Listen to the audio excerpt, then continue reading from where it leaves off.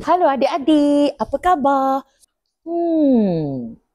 Hmm.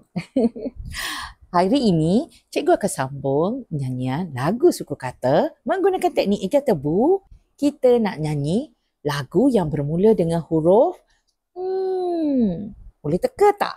Huruf apa ya? Betul. Huruf M. Tutup mulut adik-adik. Jangan buka-buka. M.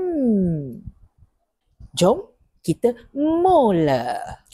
M-A bunyi ma, M-I bunyi mi, M-U bunyi mu, mami mu.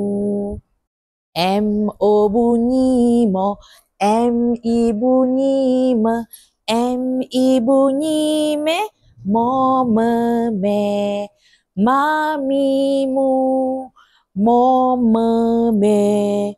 Mamimu, momeme, mamimu, momeme, mamimu, momeme, mamimu, momeme, mamimu, momeme, mamimu, momeme.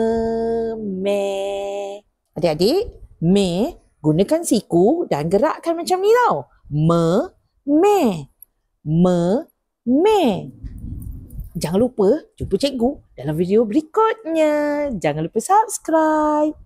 Terima kasih.